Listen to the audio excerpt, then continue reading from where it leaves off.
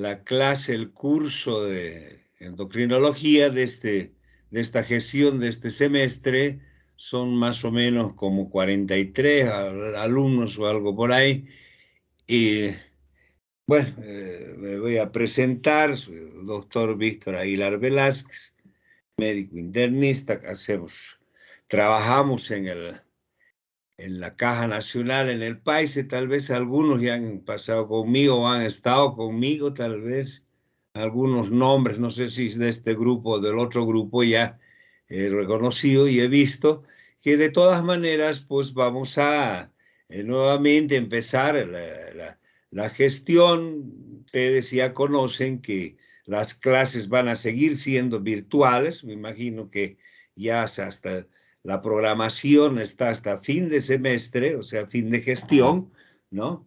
Los exámenes parciales ya están también conformados en días, o sea, de acuerdo a días, y vamos a hacer los exámenes ya presenciales. Creo que esa es una buena cosa, pues siempre he tenido ciertas observaciones de mi persona para los exámenes de tipo virtual que nos reflejan, digamos, ¿no? Las condiciones de estudio del alumno, etcétera. Y bueno, yo creo que va a ser un poquito mejor ya, o sea, va a ser ya una evaluación, digamos, ya más real por las clases o por los exámenes de tipo presencial, ¿no? En sí, la materia de endocrinología pues va a ser importante en su práctica médica. No solamente es que sean internistas, sean endocrinólogos, etcétera, sino está relacionada, ¿no?, con diversas especialidades, y yo creo que todas, cirugía, las medicinas internas, nefrología, oftalmo, etcétera, que al final en algunas enfermedades vamos a ver que la el fin o la conclusión de la enfermedad va a ser pues en complicaciones severas que vamos a requerir la participación, en el caso de la diabetes, por ejemplo, nefrología, oftalmología, etcétera, ¿no? El mismo neurología, ¿no?, con las neuropatías o polineuropatías, el cirujano con los pies diabéticos, etcétera, ¿no? Y ginecología igual, síndrome de ovario poliquístico, etcétera, ¿no? Que en algún caso ya vamos a hacer como un repaso, digamos, en algunas materias que ustedes ya tienen conocimiento y han llevado, como el caso de nefro, por ejemplo, y la nefropatía, ¿no? Bueno, las, las clases, de acuerdo a, a las reglas o los reglamentos de la institución, pues son de asistencia obligatoria, ¿no? Tienen su porcentaje tanto la teórica como la práctica. Alguna vez llevamos asistencia, ¿no? Tomamos la lista, ¿no? Sacado todavía la, tengo una lista aparte, digamos, pero que pese a eso ahorita estamos como unas 19 personas, incluido la mía, 20 personas, ¿no? Que ese va a ser, digamos, va a existir en el team, se queda la participación. Y yo también llamo aparte porque al final a veces entran y están haciendo otras cosas, ¿no? O sea, a mí me gusta pues la participación. Si ven aquí, las clases son más de tipo magistrales, digamos, donde el docente va dictando la materia con la ayuda de las diapositivas, ¿no? Pero es importante que ustedes vean y que, bueno, participen, ¿no? Alguna vez hacemos alguna pregunta, seguramente vamos a hacer algunos repasos ya de lo que significa la materia, sobre todo materia avanzada. Cuando hacemos clases presenciales, yo siempre tomaba una evaluación inicial, ¿no?, los conocimientos que tienen sobre la materia, pero acaso un poquito problema. De todos modos, el tema o los temas están divididos más o menos, son unos 12 temas, ¿no?, que los llevamos en el transcurso del semestre. La cantidad de materia que vamos a ver generalmente es el 30%, y al final el 30% 40%, digamos, para poder concluir ya toda la temática, ¿no? Y si bien la parte de bibliografía, etcétera, está inmersa en lo que significa el plan global, el programa analítico, que me imagino que ustedes conocen y tienen. Sin embargo, pues empezamos por la parte básica. Vamos a ver, realmente empezamos con la hipófisis, hipotálamo, hipófisis, seguimos con la parte de tiroides, etcétera. Entonces vamos a ir avanzando en cada clase la materia, ¿no? Acá hacer una hincapié indicando, ¿no?, que en cualquier momento que ustedes vean alguna pregunta o quieran realizar alguna pregunta, no hay problema, pues cortan la presentación y tratamos de explicar un poco más o tratamos de aclarar conceptos o en algún caso a veces hacen algunas preguntas, digamos, sobre algunos avances, por ejemplo, que podemos hasta inclusive revisarlos, ¿no?, en la próxima clase. ¿Ya? El texto, bueno, es lo que circulaba o circula todavía, creo, un texto en las fotocopiadoras de la universidad. No sé ahora si estará abierta la Universidad de la América, ahí había una fotocopiadora, no sé si está funcionando, pero de todos modos casi toda la temática sacamos de las clases presenciales, o sea, de las diapositivas que estamos presentando, ¿no? Entonces, si hay asistencia de los estudiantes, generalmente ya va a ser más como un repaso que en sí estudiar la misma materia, ¿no?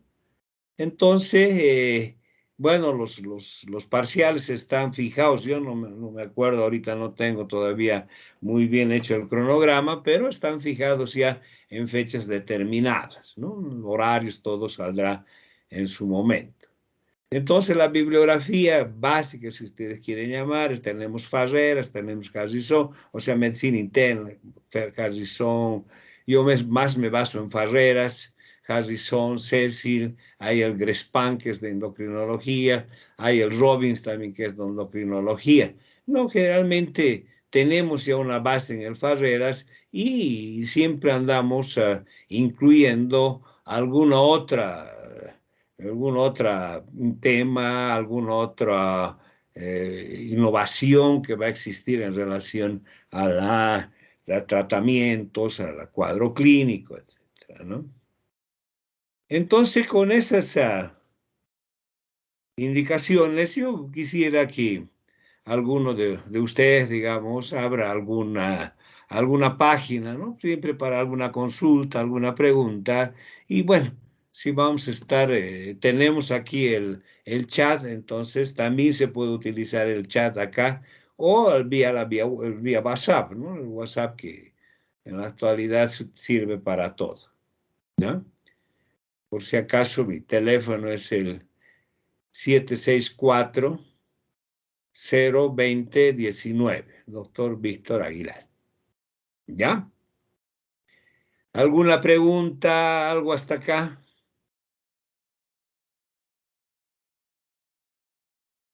Creo que no pasa nada. Hay algunos que salen, ¿no?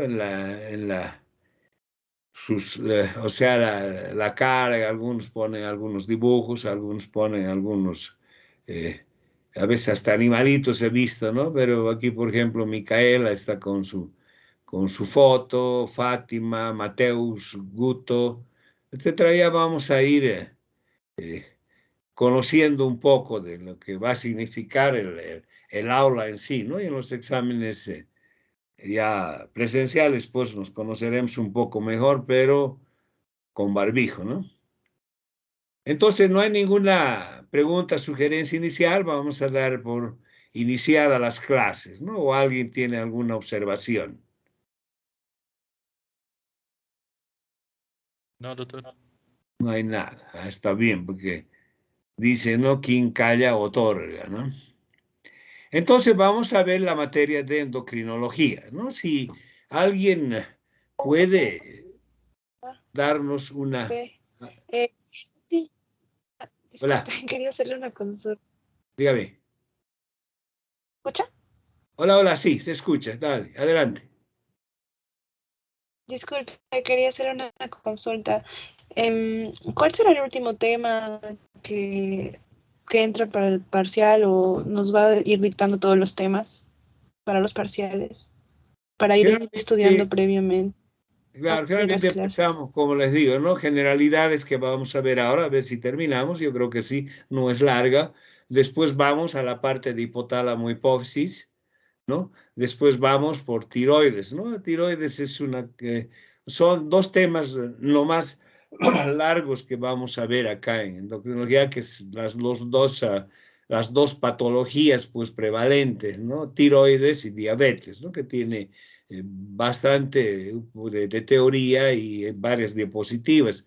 En todo caso, generalmente para el primer parcial casi damos hasta tiroides, ¿no? Que es lo que realmente hacemos, ¿no? Hipotálamo, hipófisis, generalidades, hipotálamo, hipófisis y tiroides, ¿no? En tiroides, como digo, hay las generalidades. Siempre hago un poquito yo al inicio de las clases, ya cuando llevemos ya las patologías en sí, siempre hacemos un poco de, a veces, anatomía, un poquito de fisiología, etcétera, para orientar un poquito más la parte de diagnósticos, etcétera, ¿no? Entonces, yo creo que vamos a concluir tiroides más. Tiroides tiene sobre todo tres temas, ¿no? Hipotiroidismo, hipertiroidismo, cuatro, tiroiditis y cáncer de tiroides, ¿no? Si podemos terminar hasta ahí sería casi el primer parcial, ¿ya? Pero ahora ya también, pues ya os he escuchado, o me han escuchado hablar, si alguien pueda opinar sobre lo que significa la endocrinología o qué estudia, qué es la endocrinología en sí como definición.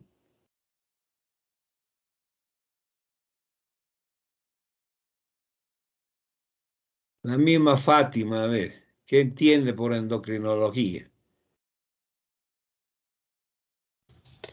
Es un aspecto que es un tema amplio que abarca varias patologías y también tipos de funcionalidades a nivel del sistema nervioso y también sistema nervioso central periférico y también sanguíneo, ya que bueno, las hormonas tienen diferentes tipos de secreción o autócrinas, parácrinas, endócrinas, entonces se emplean también o sea, participa también mucho el sistema nervioso central y también las vías sanguíneas.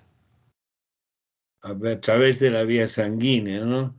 ¿Alguien más que pueda opinar sobre qué es endocrinología, qué estudia la endocrinología, a qué se dedica, digamos? Está bien lo que ha dicho y vamos a ver que tienes razón en relación al sistema nervioso, ¿no? Parece que hablaba de neurología, pero sin embargo, ahora no se habla de endocrinología, a veces sí no se habla de un sistema neuroendocrino, ¿no? ¿Algo más sobre endocrinología? Micaela, la que sale también acá. Micaela, no sé qué.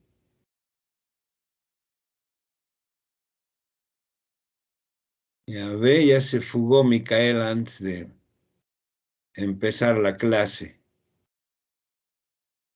Doctor, Micaela, no hay Micaela. Mateus, no tenga miedo, hablar no es examen esto, ¿no? Así que cuando dé el examen y ahí fallen, recién vamos a ver, ¿no? lo que entiendo de endocrinología es estudio de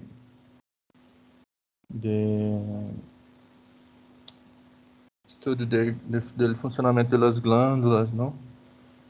Y todas las enfermedades que abarcan las glándulas, función hormonal. Claro. Está bien, ¿no? Porque vamos a ver que la endocrinología,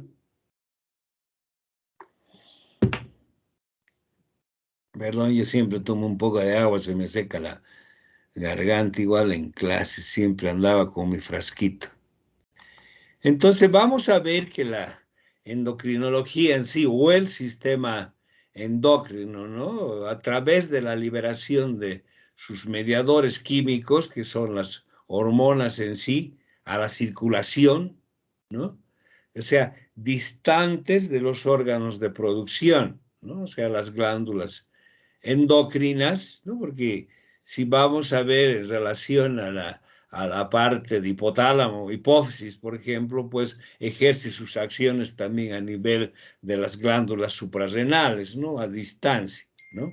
Entonces es uno de los dos mecanismos que dispone el organismo para conseguir la coordinación, integración de la función de sus diferentes tejidos y órganos especializados, y otros sería el sistema nervioso, ¿no? Entonces, como coordinación e integración de funciones, ¿no? Así las definiciones, ¿no? Que siempre vemos en la parte médica indicar, ¿no? La endocrinología, rama de las ciencias biológicas, que estudia las hormonas, ¿no? Y sus glándulas de producción. O sea, desde las glándulas de producción, las hormonas, ¿no? La expresividad clínica que decimos, ¿no? O sea, primero la parte normal, ¿no? ¿Para qué sirve? Por ejemplo, la T3, la T4, o sea, la hormona, ¿no? Y después vamos a ver sus alteraciones, ¿no?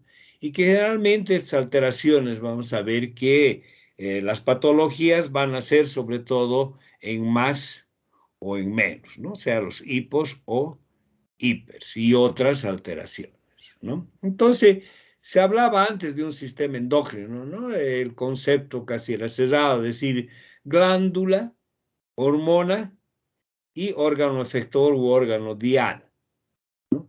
Pero sin embargo, ahora vemos que existe interrelación, ¿no? Con el sistema nervioso central, el sistema nervioso periférico, ¿no? Entonces, ahora más hablamos de un sistema neuroendocrino, ¿no? O sea, sobre todo en relación a algunas hormonas que se van a producir a lo que se llama la unidad funcional hipotálamo hipofisiaria, ¿no?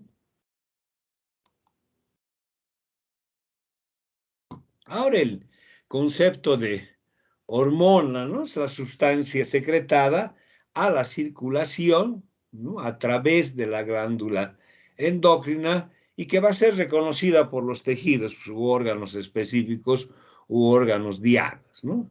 En algún caso vamos a ver que estos se forman como prohormonas o prehormonas, si podemos decir circulantes, donde por la acción de ciertas sustancias, por ejemplo, la dihidrotestosterona, ¿no? A través de las aromatasas, va a formar la testosterona, que sería la hormona biológicamente activa, ¿no? Entonces, va a haber también hormonas que van a formarse directamente o van a salir a la circulación con efectos directos, o también la formación de prehormonas o precursores hormonales, ¿no?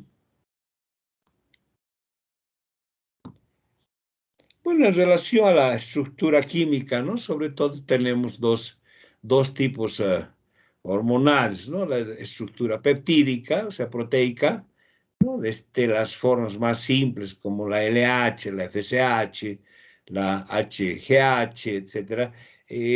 Aquí van a ver alguna abreviatura, ¿no? O sea, la LH o luteinizante, la FSH folículo estimulante, son abreviaturas que se utilizan todavía en la actualidad, ¿no? Ya en los laboratorios, por ejemplo, si tuviera un laboratorio hormonal femenino, pues le van a decir LH tantos, FSH tantos, estradiol tantos, etc. Entonces, se utiliza o la hormona del crecimiento, por ejemplo, ¿no? Como la HGH. Después tenemos también hormonas como la insulina, el glucagón, las dipeptídicas como la T4, la T3, algunos aminoácidos, algunas catecolaminas, etcétera, ¿no? Entonces, esas son las de estructura peptídica o proteica. las de estructura lipídica o esteroidea, ¿no? Derivadas del colesterol, que por acciones enzimáticas, etcétera, se van a convertir en las verdaderas o en las hormonas ya con efecto positivo, como en el caso de las gonadales, los esteroides suprarrenales, ¿no? Y un grupo especial que denominamos los eucosanoides o derivados del ácido araquidónico, ¿no? Entonces, estas estructuras lipídicas esteroideas sobre todo van a darse en las hormonas gonadales y en las hormonas suprarrenales. Vamos a hablar de síntesis. Vamos a hablar de depósito, etc. Entonces, en sí las glándulas endócrinas, ¿no? son conocidas, ¿no? Hablamos de hipófisis, hipotálamo, hipófisis, tiroides, páncreas, suprarrenales, etcétera, que van a también existir otros tipos hormonales secretados por otros órganos, ¿no? Otros sistemas u otros tejidos, podríamos decir, como el cerebro, el tubo digestivo, ¿no?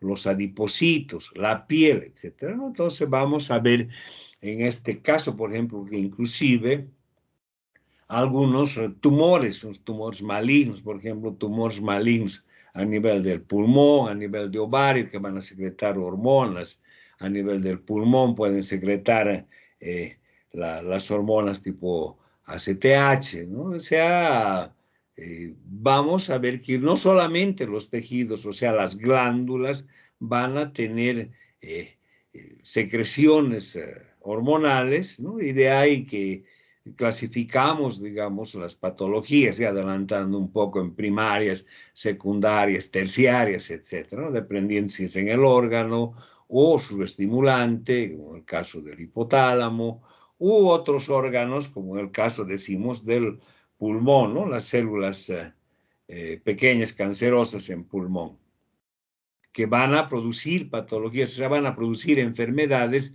que son similares a las producidas por las patologías ya a nivel de las propias glándulas secretores de hormona, ¿no? En relación a mecanismos de la liberación hormonal, ¿no? Pues se acuerdan de bioquímica, fisiopatología, la simple difusión pasiva, solubilización previa de las hormonas que van a pasar a la circulación, en algún caso procesos ya un poco complicados con exocitosis de los gránulos, con liberación de energía, etcétera, ¿no? Estas son ya los mecanismos de liberación. En relación al transporte, ¿no? Van a existir dos tipos de hormonas en la circulación, ¿no? Las hormonas que llamamos las hormonas en sí, ¿no? Fijas, y las hormonas libres, ¿no? Las transportadas en forma libre, pues circulan, como su nombre dice, en forma libre en la circulación, y son los que van a tener el verdadero efecto inicial. Y las hormonas ya que son transportadas a nivel del plasma por la presencia de las proteínas, ¿no? Las llamadas proteínas de transporte, ¿no?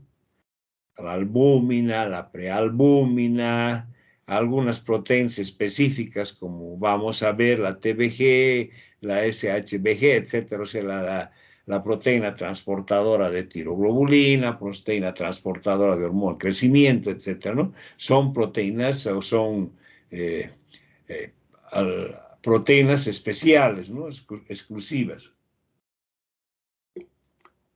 Entonces aquí también vamos a ver que en algún caso va a fallar, ¿no? Ya sea no directamente como acción hormonal, sino como déficit proteico, por ejemplo, ¿no? En algunas patologías vamos a ver que la falta de proteína, llámese en el caso del mieloma, llámese en el caso de las cirrosis, etcétera, donde va a tener menos proteína el individuo y las nefropatías, ¿no? Y va a tener algunos casos de déficit en las funciones.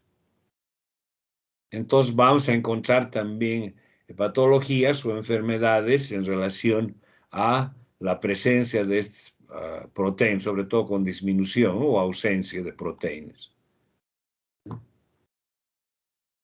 Ahora, los mecanismos de acción, ¿no?, hormonal, realmente es la interacción, ¿no?, entre la hormona y la célula diana, ¿no?, a partir de receptores específicos, ¿no? Cada hormona va a tener la presencia de su receptor en su célula o tejido diana, ¿no? Entonces vamos a tener los receptores de membrana plasmática en la superficie celular y los intracelulares de localización citosólica, ¿no? Entonces vamos a ver que también la presencia de estos receptores, ¿no?, ya sea receptores anómalos o no adecuados, por ejemplo, va a ser también lo que se denomina, ¿no?, las enfermedades por receptor, ¿no? O sea, si no hay un receptor que agarre la hormona, entonces se va a producir un efecto, pues, negativo de la acción hormonal. Ahora, la regulación, ¿no?, es bien conocida, han llevado fisiología, fisiopatología, etcétera, ¿no?, que la secreción o la regulación hormonal más es de tipo de retroalimentación o el feedback clásico, ¿no? O sea, la presencia o ausencia de la hormona va a estimular a la glándula para la producción o el freno en la producción hormonal, ¿no? O sea, necesidad de aumentar o disminuir su producción, ¿no? Hablamos por eso de retroalimentación positiva o retroalimentación negativa, ¿no? O sea, la propia concentración de la hormona indica la necesidad de aumentar o disminuir su producción, ¿no?, el feedback. Realmente casi todas las hormonas están bajo control de este tipo de regulación, ¿no? En algún caso, la misma hormona, decimos, o en algún otro, algún tipo de función o substrato, ¿no? O sea, cuando veamos la hormona antidiurética, vamos a ver que la osmolaridad, la misma presión arterial, la volemia, ¿no?, va a regular la vasopresina, o sea, a nivel de la neurohipófisis, ¿eh? O la renina también en el caso de la aldosterona, la glicemia, ¿no?, o sea, el azúcar, ¿no? La glicemia va a regular, ¿no?, en más o en menos la presencia de la glicemia, el freno o la formación, ya sea de insulina o ya sea de glucagón, ¿no? Y la calcemia para la paratormona, ¿no? Entonces vamos a tener dos tipos de mecanismos, ¿no? O sea, la propia hormona y algunas otras, ¿no?, ya sea sus sustancias tipo glicemia, tipo calcemia, disminuciones de volemia, etcétera, que van a regular las acciones hormonales.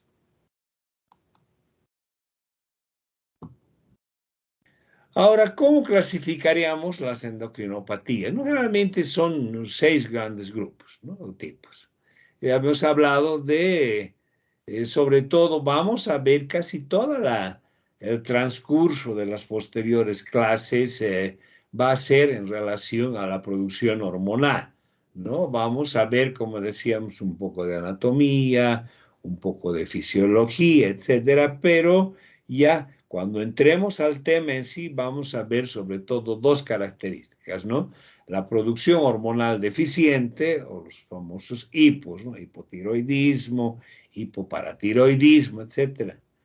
La producción hormonal excesiva, ¿no?, ya sea los hipertiroidismo, etcétera, siempre viendo, ¿no?, las causas, digamos, de esta hiperproducción, ¿no? Presencia de hormonas anómalas, ¿no? Resistencia a la acción de la hormona, sobre todo las enfermedades por receptor, que decimos, alteraciones en el transporte y metabolismo, la acción simultánea de varias hormonas, ¿no? Vamos a ver un poco de lo que significa la producción hormonal deficiente, ¿no? Entonces, en este caso, pues, disminuida o abolida la síntesis de una o varias hormonas. El cuadro puede ser agudo, ¿eh?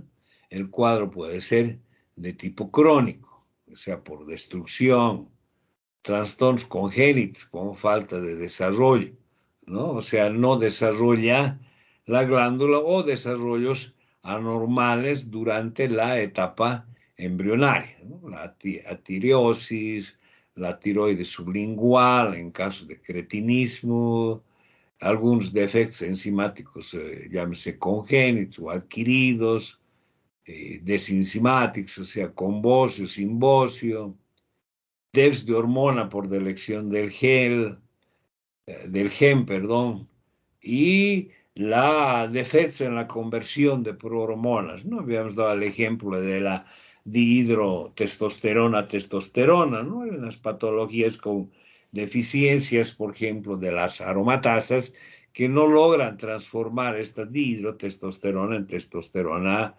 libre. Entonces vamos a ir, y a medida que vayamos llevando los temas, vamos a ir dando mejores explicaciones a la llamada producción hormonal deficiente o los hipos, ¿no?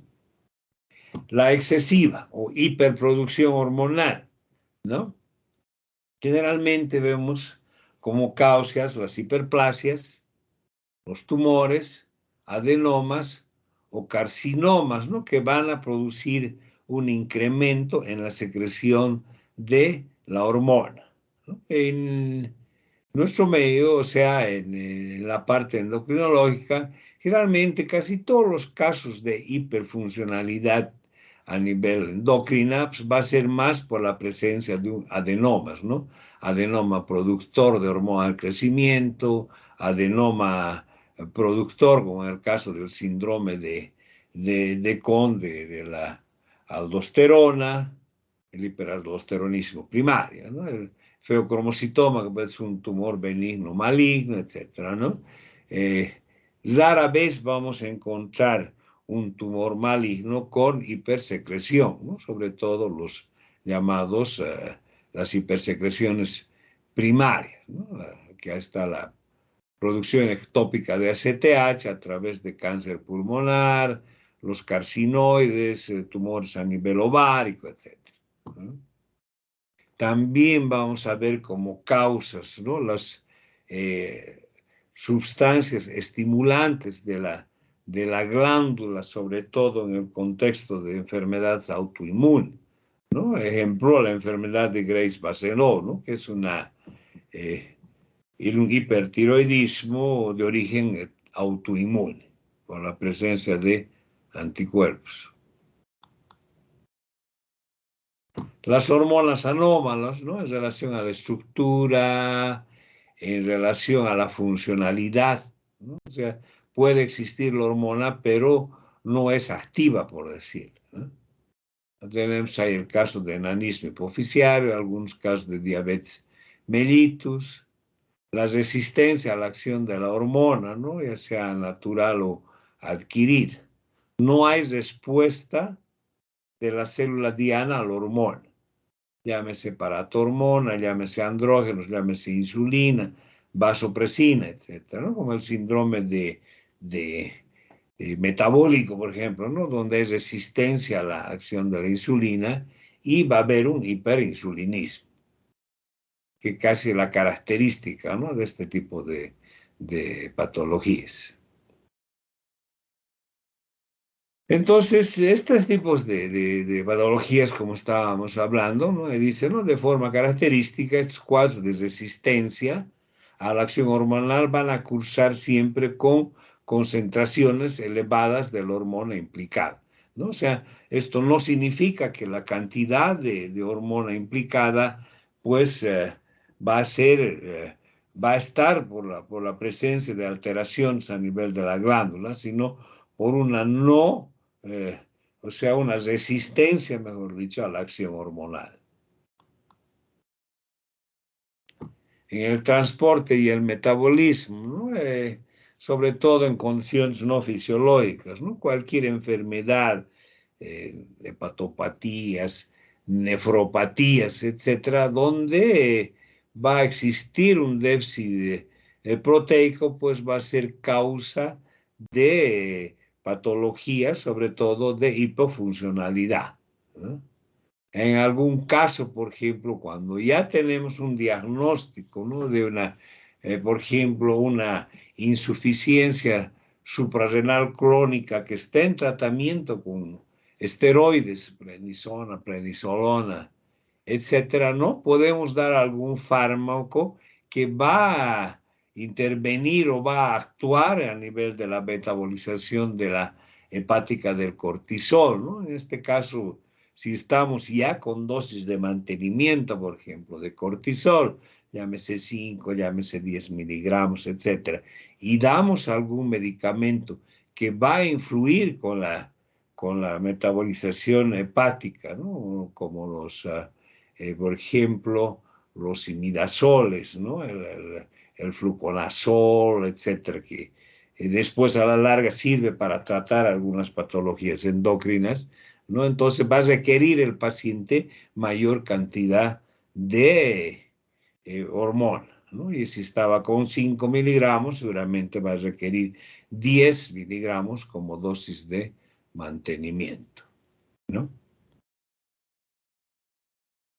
La alteración simultánea de varias hormonas, ¿no? Sobre todo cuando hay una destrucción, digamos, masiva, en el caso de las hormonas adenohipofisiarias, por ejemplo, ¿no? El síndrome de Sheehan, una necrosis a nivel de la hipófisis va a causar lo que se significa o lo que se denomina, pues, un déficit casi total hormonal, ¿no? Un panhipopituitarismo, o sea, va a existir un déficit casi total de las hormonas, o al contrario, ¿no? A veces hay una mayor formación hormonal, como en el caso de las neoplasias endócrinas, etc.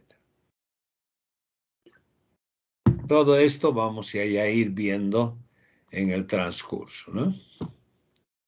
Ahora bien, para el diagnóstico de las enfermedades, ¿no?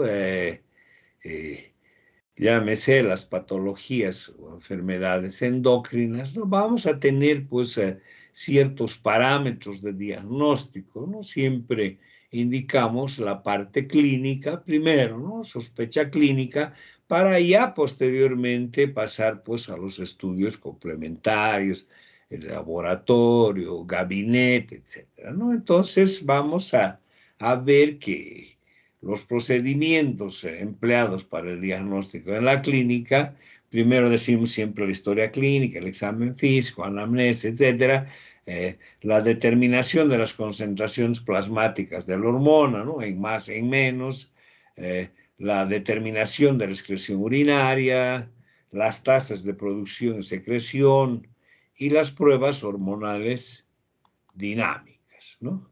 Entonces, en la concentración plasmática de las hormonas, pues ahora se hace más fácil la determinación, ¿no? de la cantidad hormonal por el tipo de producción. Son cantidades a veces mínimas que no se llegaban a detectar, ¿no? Pero en la actualidad tenemos ya nuevos métodos de diagnóstico, en el caso del RIA o el radioinmunoanálisis, los métodos inmunométricos como el IRMA, ¿no? O sea, se miden las concentraciones plasmáticas hormonales, ¿no?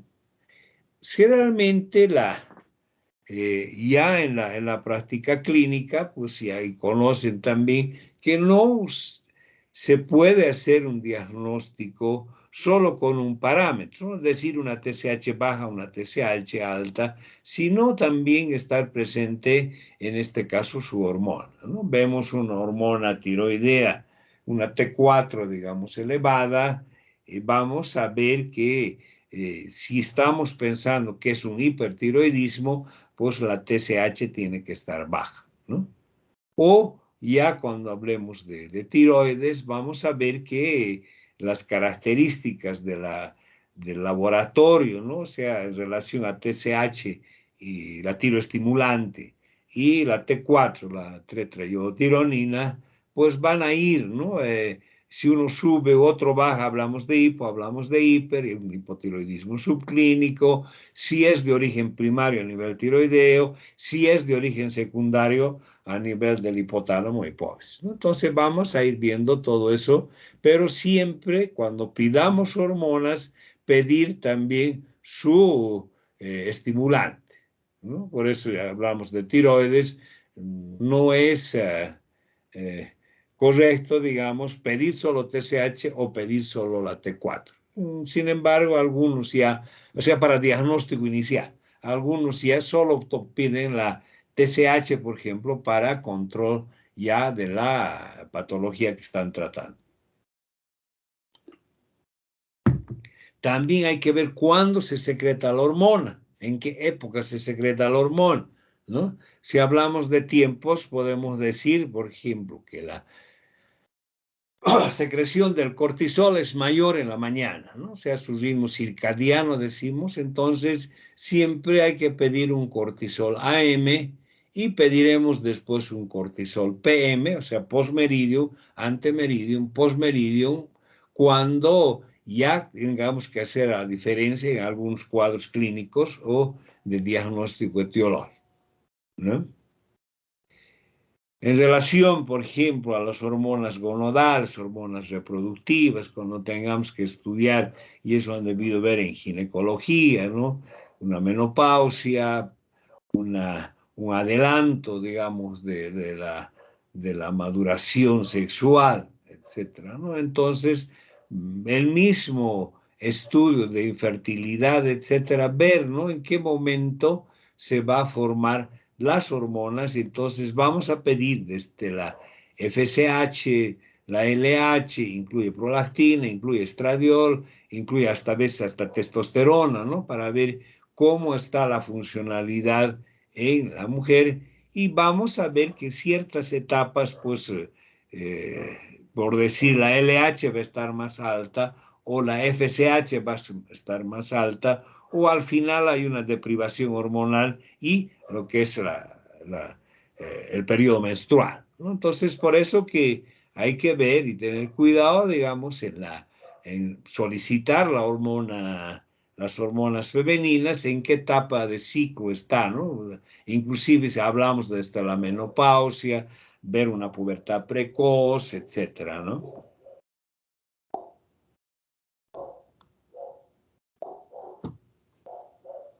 La determinación urinaria, ¿no? O sus metabolitos. Hay algún caso con el estudio, por ejemplo, del cortisol en orina para los casos de hipercortisolismo, pues es de preferencia inclusive más que el cortisol sérico, ¿no? Entonces, en este caso vamos a hacer las determinaciones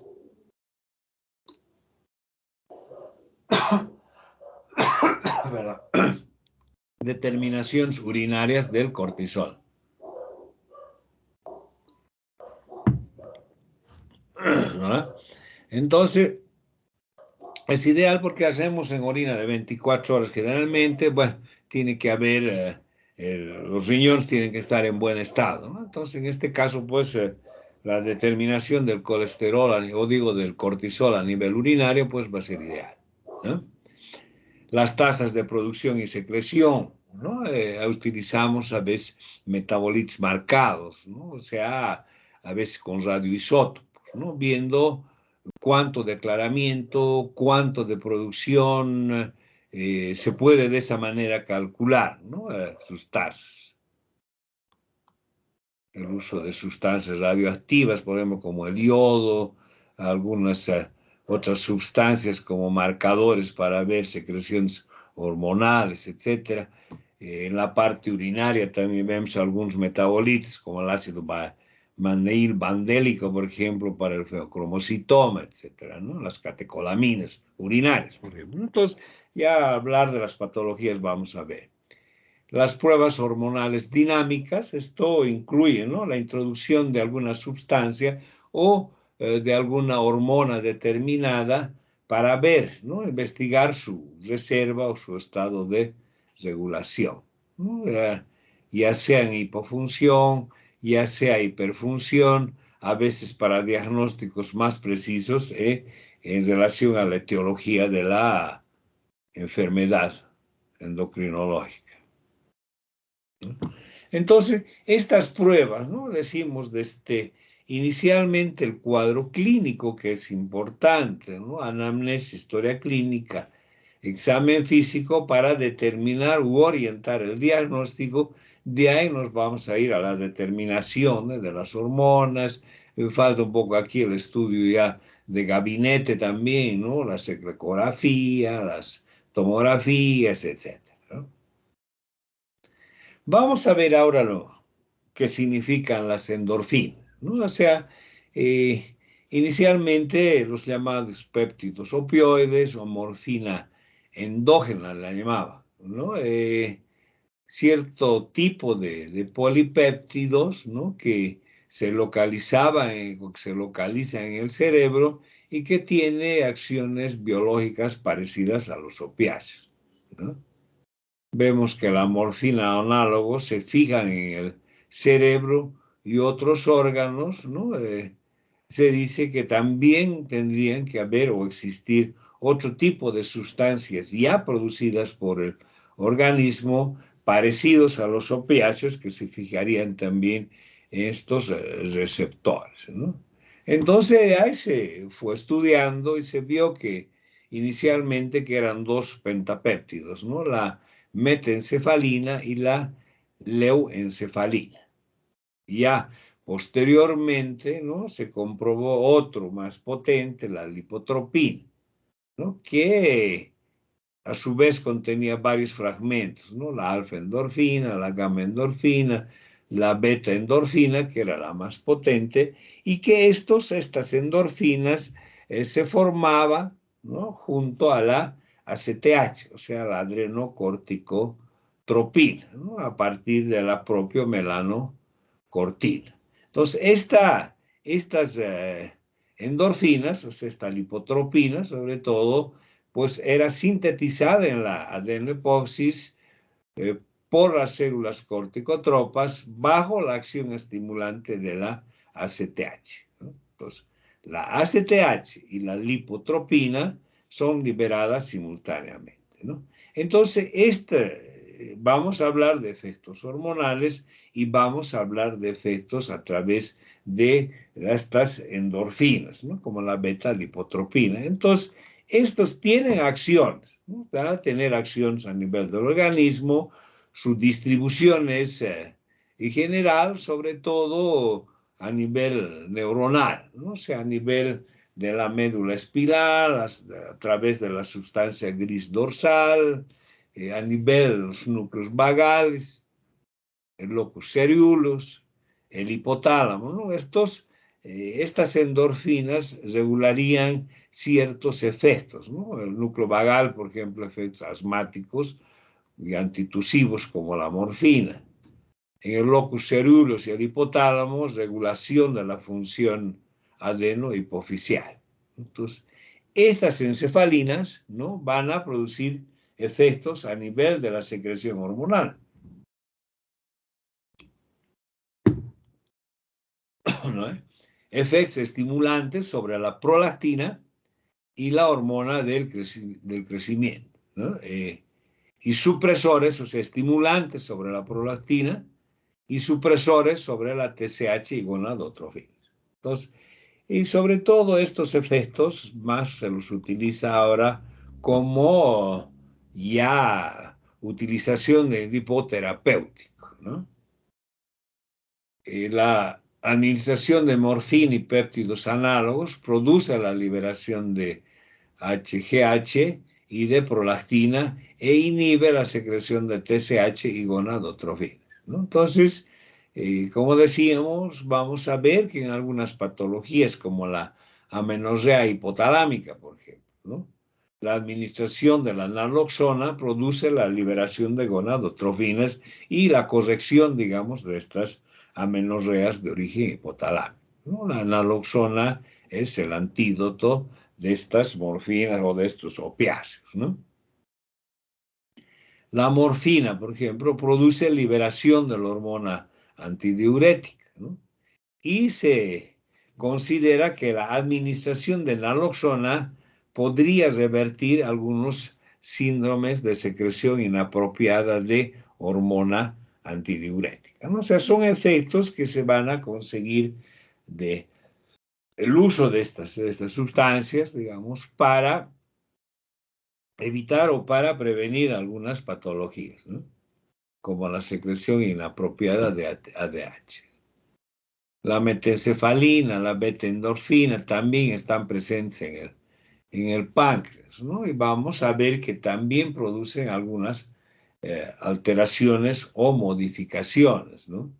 Altera la secreción de insulina inducida por la glucosa y la beta-endorfina aumentaría los niveles circulantes de insulina. Entonces, ambos ejercen efectos neuroendocrinos de la liberación de insulina. Inclusive, ahora vamos a ver, cuando llevemos diabetes, ¿no? Algunos tratamientos están dirigidos, ¿no? a evitar, digamos, esta producción de insulina, ¿no? Algunos tumores, sobre todo productores de insulina, por ejemplo, que van a ir a bloquear, digamos, la producción de insulina, o al revés, al contrario.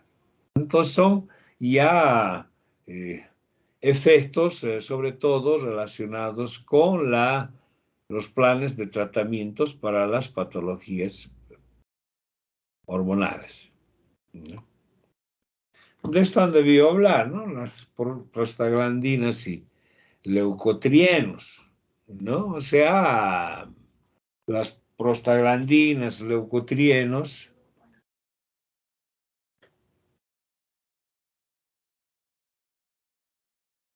Perdón un segundito.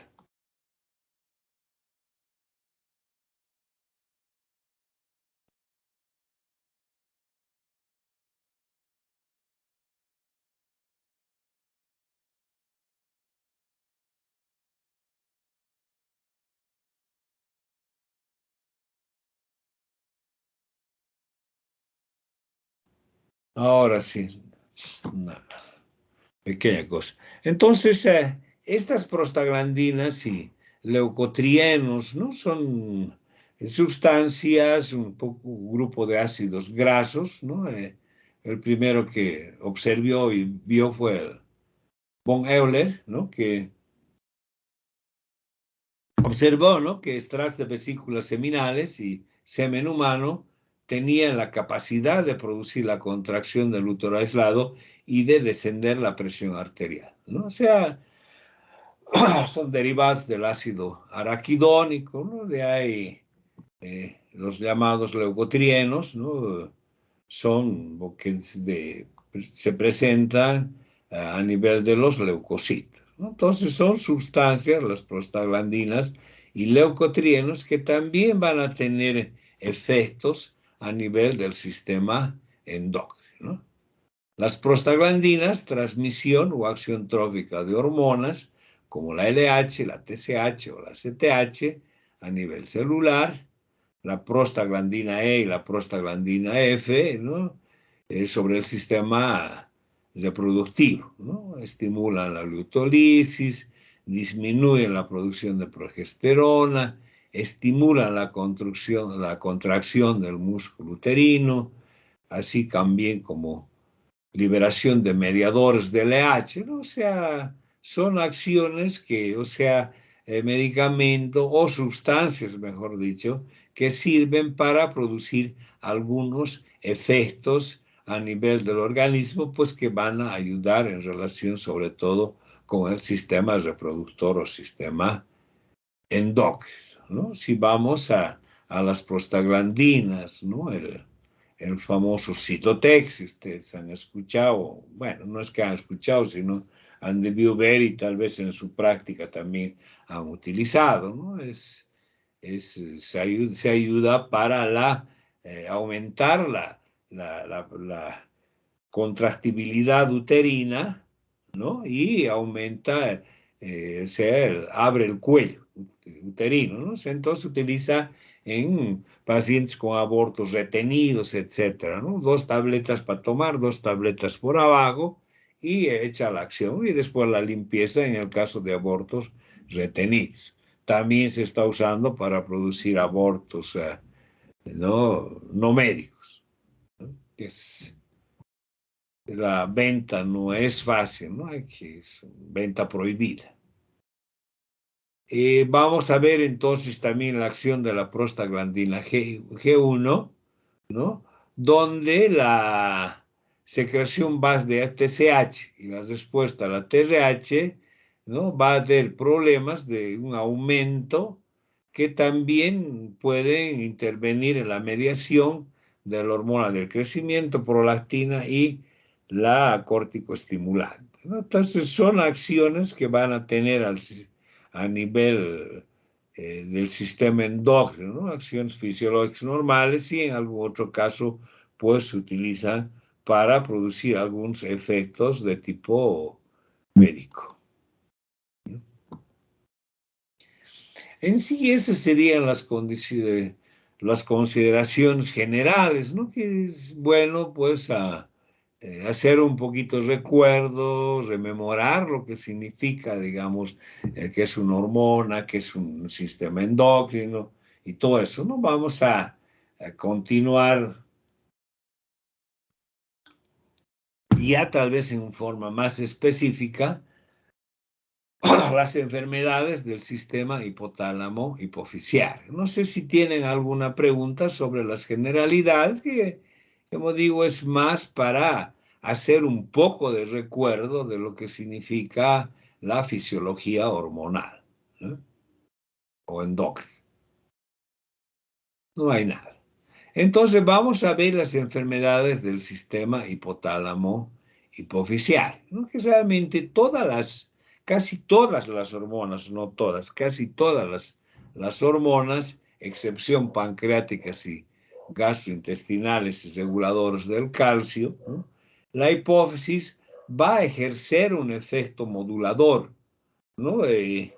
La hipófisis, que en algún momento se denominó como el director de la orquesta endocrinológica, ¿no? Porque se creía que todo partía a nivel de la hipófisis, ¿no? La hipófisis era el director, el comandante de toda la parte endocrinológica, pero ya se vio a posterior que pues por encima de eso había un maestro, o sea, alguien que también intervenía en lo que significaba la producción, regulación hormonal, etc., ¿no?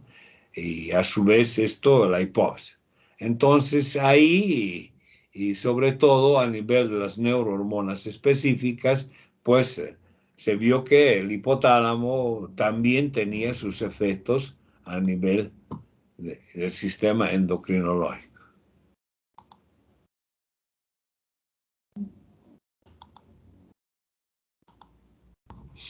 Este es un corte, ¿no? Anatómico, ¿no? Una pieza anatómica donde se va a observar, ¿no? La parte de la glándula hipofisiaria, ¿no? Se ve que conocen, ¿no? Que está situada dentro de la silla turca, ¿no? Y que el hipotálamo circunscribe a todo esto, ¿no? No tiene un límite casi exacto, o sea, exacto lo que significa el hipotálamo. Pero ahí se ve, ¿no? La GH o la glándula hipofisiaria, a la derecha está el tálamo, arriba el cuerpo calloso, etcétera, ¿no? Esquemáticamente sí se vería mejor, ¿no? Esta es la zona hipotálamo hipofisiaria, ¿no? La silla turca con la hipófisis, el tallo, el hipotálamo, algunas relaciones anatómicas, ¿no? Más atrás se ve el cerebelo, etcétera, ¿no? Entonces, para definir un poco ya de la adenohipófisis, la neurohipófisis, ¿no? El punto de vista inclusive endocrinológico son diferentes, ¿no? O sea, la parte de la adenohipófisis, ¿no? Se forma a través de la bolsa de Rathke, ¿no? Su inervación, su circulación, vamos a ver la circulación hormonal, por ejemplo, ¿no? No lo hace en forma tan directa, sino el estímulo viene del hipotálamo con la secreción de las hormonas liberadoras por vía sanguínea, y a través de los vasos pues vamos a ver que va a estimular los diferentes tipos celulares y secreción de algunos tipos hormonales. Y la neurohipófisis, que sería un continuum, ¿no?, de los vasovasorum, que sea directo, ¿no? Vamos a explicar un poco más esto. Ahora sí, les toca a ustedes hablar. ¿Qué hormonas produce la adenohipófisis? Convocamos a... Hormona de crecimiento, ¿Ya? la TSH, la corticotropa, las gonadotrofinas, prolactina, ¿Ya? creo que ya dije todas. Creo que sí, ¿no? Unas cuantas de hecho ya me perdí también. ¿Y la neurohipófisis? ADH o vasopresina y oxitocina. Pero en realidad se secretan en el hipotálamo. Solo, En el hipotálamo. Claro, en no los son, núcleos paraventriculares y supraópticos.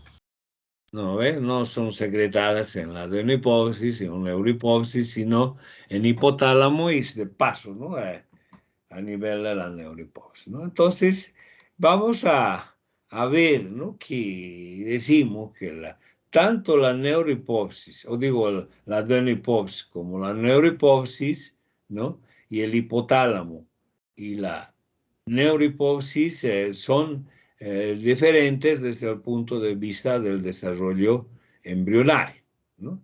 La neurohipófisis, imaginación caudal del diencéfalo, y que es un continuum anatómico de tejido nervioso, o sea, es de tipo nervioso. La adenohipófisis no es tejido neural, sino un divertículo que crece en sentido craneal a través de la bolsa de Zarque, ¿no?, por la primitiva cavidad oral. La adenohipófisis no tiene contacto neural con el hipotálamo, ¿no?, y se va a comunicar a través de la vascularización, eso que habíamos dicho, ¿no?, o sea, la red portal hipofisiaria, ¿no?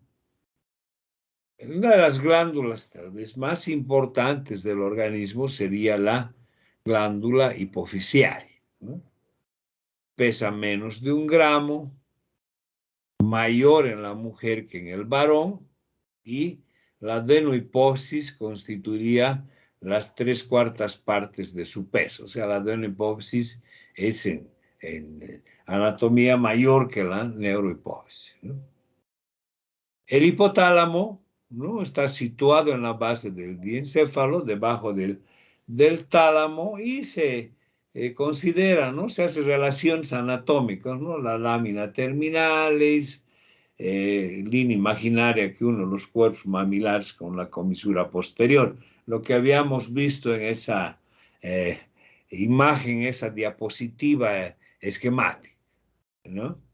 En sí, estos límites generalmente para los efectos hormonales, pues no es de relevancia, pero sí va a ser sobre todo en el caso de las patologías, ¿no?, sobre todo en relación a lo que significa la presencia de otros órganos, ¿no?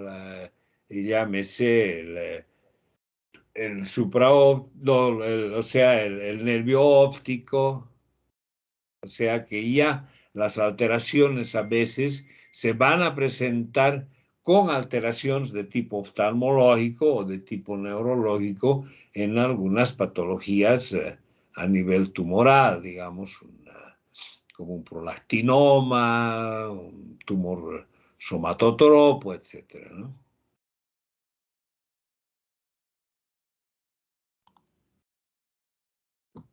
Entonces aquí habla del corte sagital, se observa el hipotálamo, testes tutors que sirven de guía, el quiasma óptico, el infundíbulo y los cuerpos mamilares, ¿no? Sobre todo la parte que interesa acá sería la llamada el área supraóptica, ¿no?, a través de los núcleos supraóptico y paraventricular, que esos son los verdaderos productores de las hormonas de la neurohipófisis, ¿no?, la vasopresina y la oxitocina, ¿no?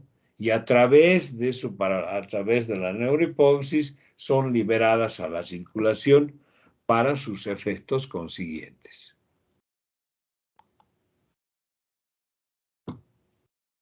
Bueno, la hipófisis, ¿no? Hemos visto, ¿no? Y conocemos la silla turca, ¿no? La famosa silla turca, donde está situada, es un hueso donde está la hipófisis dentro, y por arriba está la dura madre, ¿no? Como una capa resistente, ¿no? Que sirve de protección, digamos, a la hipófisis, ¿no? Para toda esta anatomía.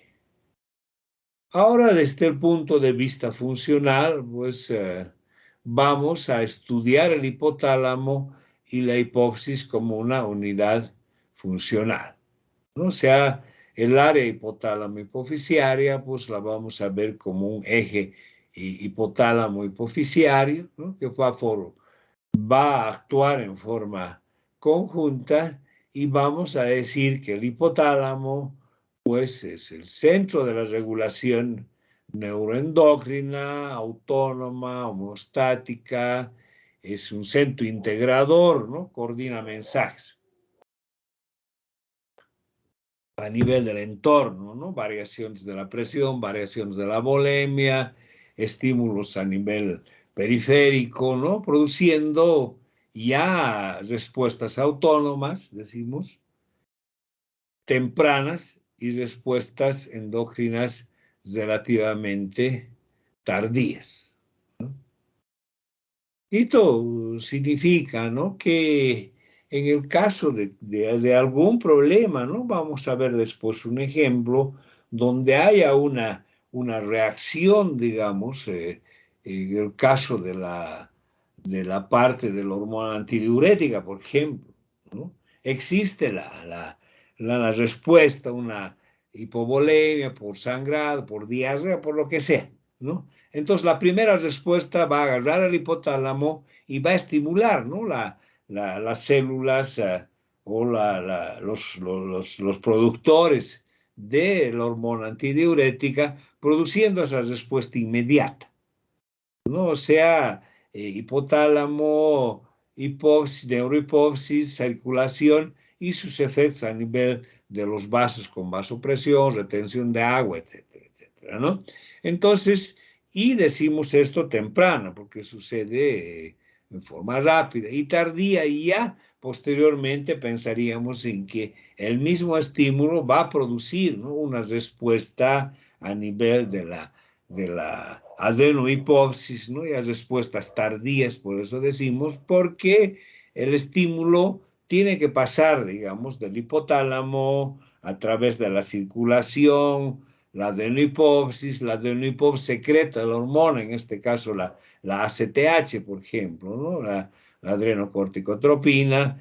Esto va a través sanguíneo a las glándulas suprarrenales, producción de la aldosterona, recién hay cambios a nivel de la volemia, retención de agua, etc. Entonces hablamos de una respuesta tardía, o la misma secreción de los glucocorticoides, en ese caso el corticoide, que también va a actuar, digamos, ya como una respuesta tardía a la noxa, a la hipovolemia, o lo que ustedes quieran llamar, ¿no? Entonces, ese es el hipotálamo a través de su regulación neuroendocrina.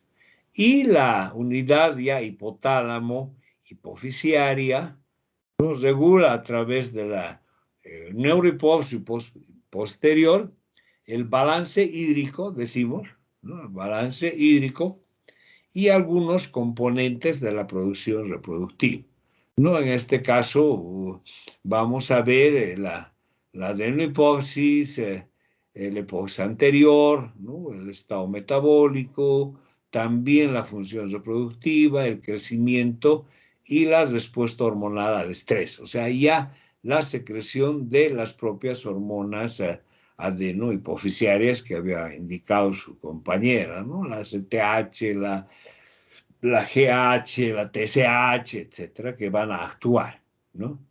Y por la parte del hipófisis posterior, ¿no? O sea, hablamos de la hormona antidiurética, ¿no? Regulación o balance hídrico, y algunos relacionados con la esfera reproductiva, como la oxitocina, ¿no? La oxitocina con sus diferentes efectos.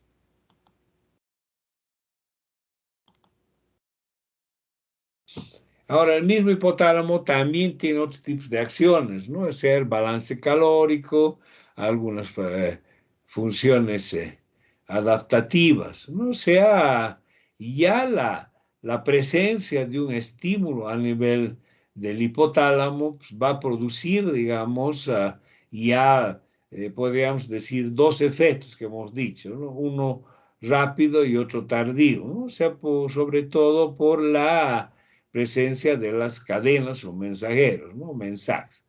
Llamamos en la parte de la neurohipófisis dos eslabones, ¿no? Señal neuronal, la neurohormona, o sea, la vasopresina, oxitocina, y efecto periférico, ¿no?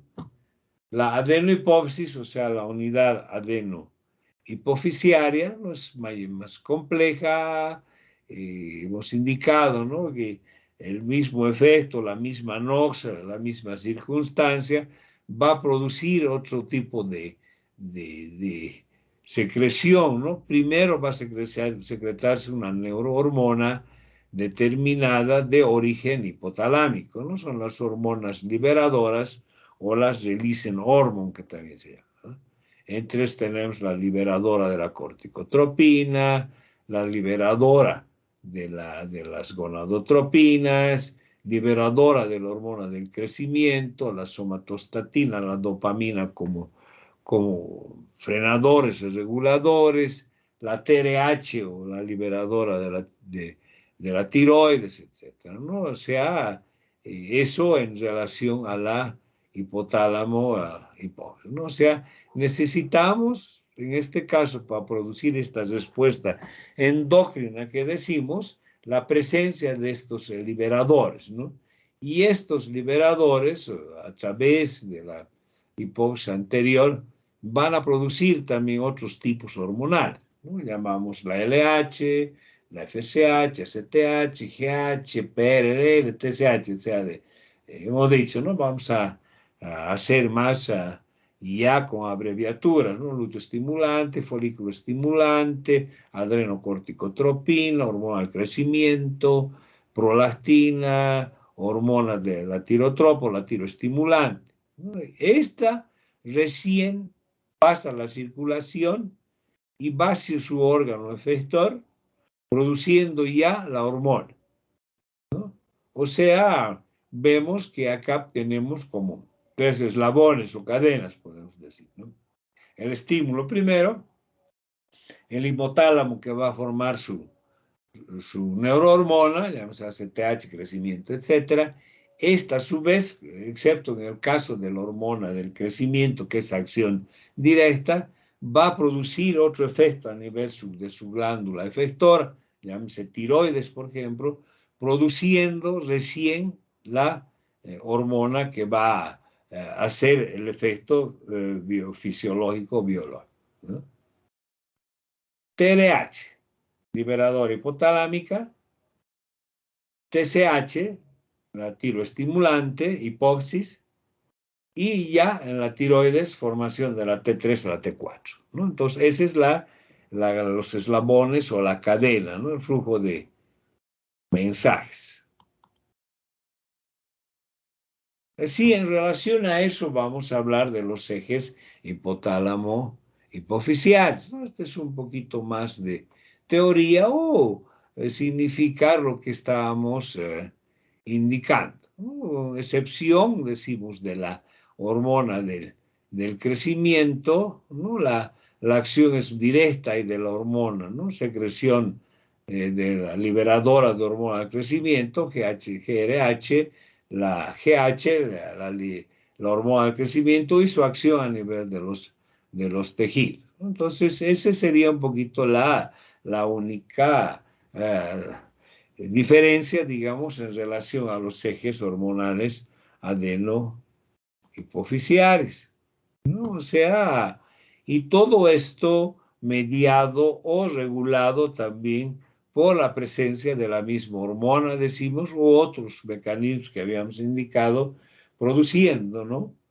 esa retroalimentación, ya sea positiva, con secreción de la hormona, o negativa, con el freno de la hormona, ¿no? O sea, va a llegar a la vez de que se produzca esta acción de retroalimentación o el feedback, pues a la normalización de las cantidades y el freno en la producción o en la mayor producción hormonal, ¿no? En sí, la releasing hormone que decimos, o la hormona liberadora, pues no saca al sistema de su estabilidad, ¿no? A veces pequeños cambios mínimos, llámese de la osmolaridad, llámese de la presión arterial, etcétera, van a producir estos estímulos, ¿no? Que van a producir estas respuestas a nivel de los ejes hormonales, ¿eh? Esto es lo que hemos visto, ¿no?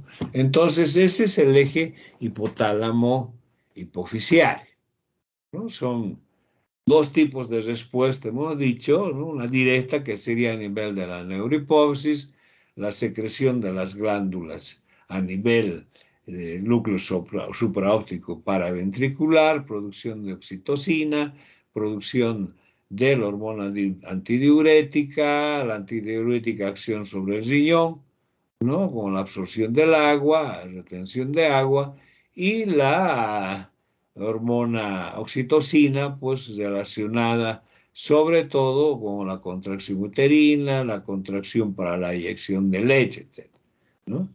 Y el eje hipotálamo hipofisiario, ¿no? En relación ya con los otros grupos hormonales, llámese tiroides, secreción de TSH, hormonas suprarrenales, ACTH, hormonas, el testículo, el ovario, ¿no? LH, FSH, la secreción de los diferentes grupos hormonales a nivel de las gónadas, la hormona del crecimiento, con acciones sobre el tejido óseo, músculo, adiposo, etc., ¿no? Entonces, ese es el eje hipotálamo hipofisiario, ¿no?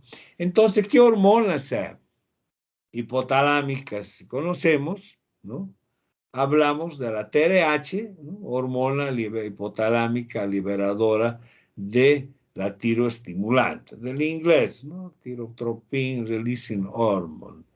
Regula o estimula la secreción hipofisiaria de la hormona estimulante y de la prolactina, ¿no? Aquí hay que ver que la TRH, va a servir también para el estímulo de la secreción de la prolactina, si bien no es su regulador, ¿no? La liberadora de gonadotrofina, ¿no? Libera LH o FSH dependiendo del momento del ciclo hormonal femenino o también masculino, ¿no? La hormona liberadora de la hormona del crecimiento, los GHRH, ¿no? Liberación de la hormona GH o de crecimiento, la CRH o la corticotropina, liberación de la hormona corticotropina, ¿no? Junto a estas cuatro estimulantes o liberadoras en sí, mejor dicho, ¿no? Están las hormonas de carácter inhibitorio. Tenemos la somatostatina, ¿no? Con sus siglas SS, SRFI, que son abreviaciones que se daban en el inglés, ¿no? Somatostatin, etcétera, o hay, como dicen, ¿no? Growth Hormone Release Inhibitor Hormone, o sea, hay hormona inhibidora de la liberación de hormona del crecimiento, digamos. ¿Ves? Complicado mejor como somatostatina, nomás ya. Inhibe la secreción de la hormona del crecimiento, pero también va a inhibir varios tipos o grupos hormonales, ¿no? De ahí su nombre de paninhibila. Y la dopamina, que está relacionada sobre todo con la prolactina, ¿no? Inhibe la secreción de prolactina, la dopamina. Entonces, 4 hormonas liberadoras y 2 hormonas frenadoras, reguladoras o de carácter inhibitorio, ¿no? La somatostatina y la dopamina. Las adeno y las hipofisiarias o neurohipofisiarias, diré, tenemos la oxitocina, que, como dijo su compañera, pues no se secreta o no se forma en la neurohipófisis, ¿no? Sino se forman a nivel del hipotálamo, núcleo supraóptico y paraventricular, ¿no? Estimula la oxitocina, estimula la contracción uterina, el alvéolo mamario, para la expulsión de leche. Se dice que tiene su acción, ¿no? Durante el orgasmo, ¿no? Con las contracciones uterinas, las contracciones a nivel del miembro del pene, etcétera, ¿no? Y la vasopresina como una acción presora. Sin embargo, vamos a ver que esta DH, o la hormona antidiurética, es mejor conocida ahora como vasopresina, ¿no? Sobre todo va a intervenir más en la regulación hídrica, o sea, regulación del agua.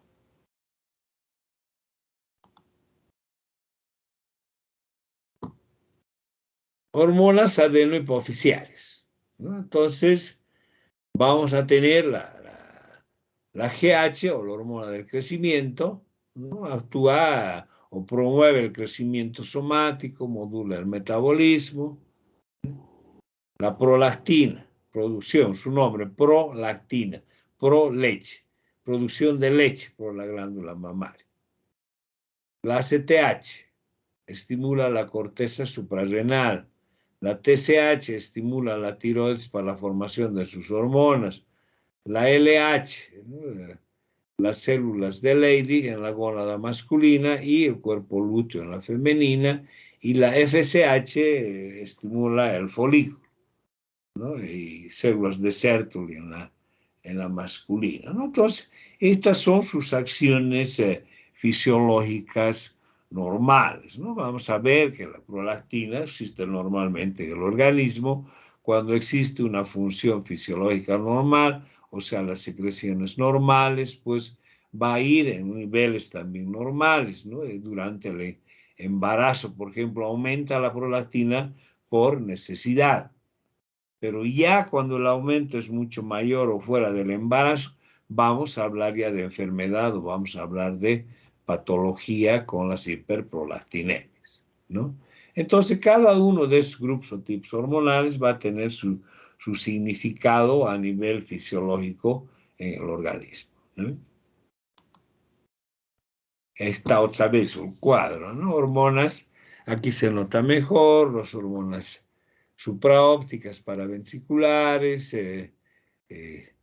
a nivel de la neurohipófisis, secreción de ADH, secreción de oxitocina, acciones a nivel del riñón, útero, leche, la TSH tiroides, la FSH testículo y ovario, igual que la LH, la GH a nivel del hígado, a nivel de los tejidos, y la CTH a nivel de las suprarrenales, etc., ¿no? Entonces ya vamos a ver esto mismo, vamos a ver en los denominados ejes hormonales, ya un poquito más de tipo teórico, ¿eh?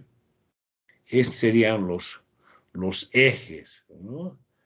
No sé si alguna pregunta está aquí, tenemos todavía tiempo para clase, pero creo que por ser primera podríamos parar ahí, ¿no? Para no marearlos un poco, porque en sí esta parte es un poquito complicada, es cuestión de lectura, es ver más o menos, ver las diapositivas, orientar lo que estamos queriendo decir, ¿no?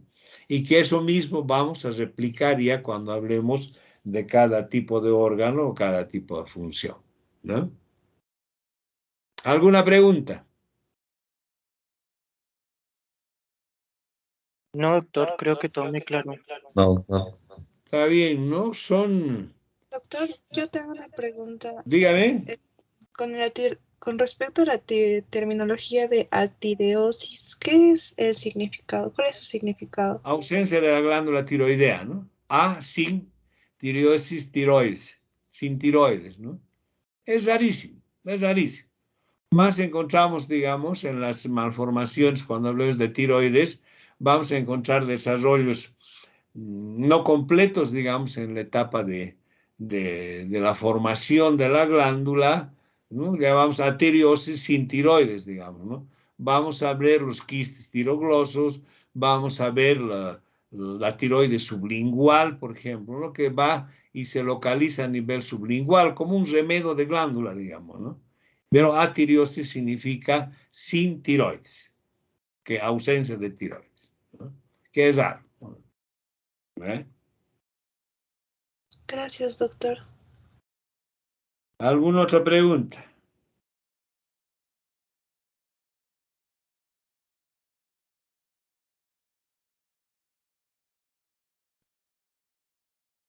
Aquí estoy viendo ya más estudiantes. Para la próxima ya voy a tener la lista y podemos llamar lista, ¿no? Va a ser primera clase, 28 estudiantes. Tenemos varios, eso queda en el Teams, en la computadora. De ahí se saca también la asistencia. Entonces quedaremos acá como primera clase, ¿no? Vamos a ver ya.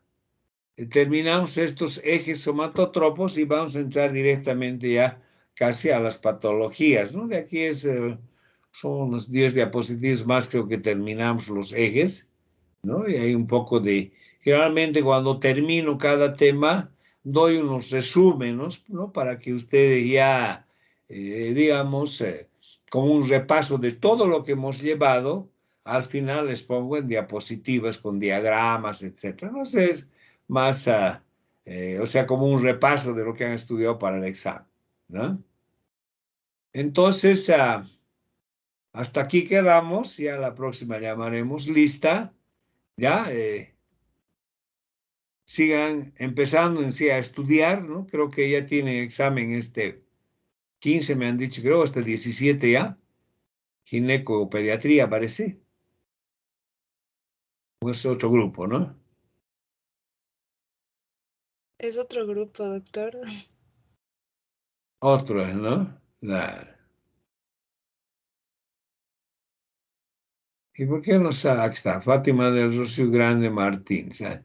Pensé que no estabas en mi configuración, solo tu foto. Listo, entonces, Fátima, Anderson, Guto, Mateus, Diego, y bueno, Gabriela, Janela, y varios nombres. Nos estamos viendo el próximo miércoles, ¿ya? Doctor, una